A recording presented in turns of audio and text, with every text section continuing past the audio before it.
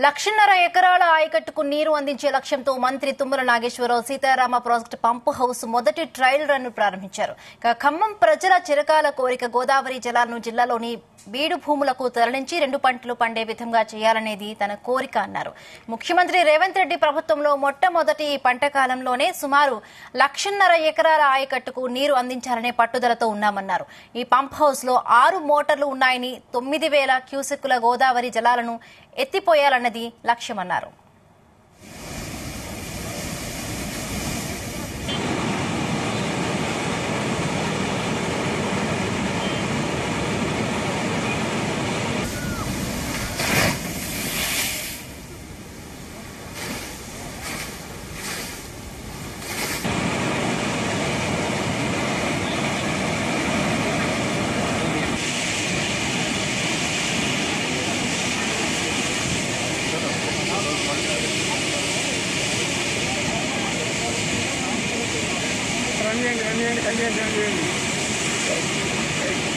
ఖమ్మం జిల్లా ప్రజల చిరకాల కోరిక గత అనేక సంవత్సరాలుగా గోదావరి జలాలు ఖమ్మం జిల్లా బీడు భూములకు తరలాలని నాకు భగవంతుడు ఇచ్చినటువంటి అవకాశం మేరకు నా ప్రయత్నాలు నేను చేసుకుంటూ వస్తున్నా. ఎంతో మంది కృషి ఫలితంగా భూమి ఇచ్చినటువంటి అన్నదాతలు, ఈ ప్రాజెక్టులో కష్టపడ్డటువంటి రైతులు, భూములు ఇచ్చినటువంటి అందరికీ కూడా నేను అందరికీ పాదాభివందనం చేస్తున్నా. రేవంత్ రెడ్డి గారి ప్రభుత్వంలో మొట్టమొదటిసారిగా సుమారు ఈ పంట కాలంలోనే 1.5 ఎకరాలకు నీళ్లు ఇవ్వాలనేది అధికారుల యొక్క పట్టుదల, ప్రభుత్వం యొక్క ఆదేశం.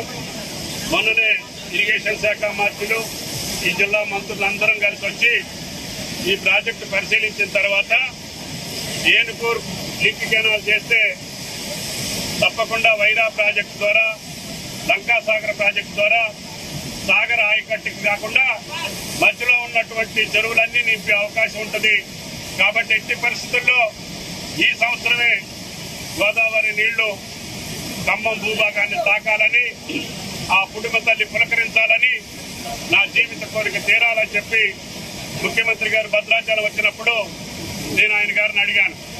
డబ్బులిస్తే ఆ కొద్ది డబ్బులతోటే ఈ 3 పంప్ హౌస్లు పూర్తి చేసి తప్పకుండా ఈ సంవత్సరమే నీళ్లు ఇచ్చే అవకాశం ఉందంటే పెద్ద మనసుతోటి ఆయన గారు అంగీకరించారు.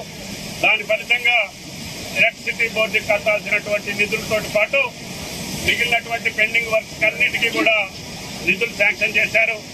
ప్రియమైనటువంటి అడ్వైజర్ పెంటారెడ్డి గారు, సిఈ శ్రీనివాసరెడ్డి గారి టీం మొత్తం కూడా ఈ 4 రోజులుగా కష్టపడి ఈ కార్యక్రమాన్ని అంకురార్పణ చేశారు. ఖమ్మం జిల్లా ప్రజల చిరకాల కోరిక గత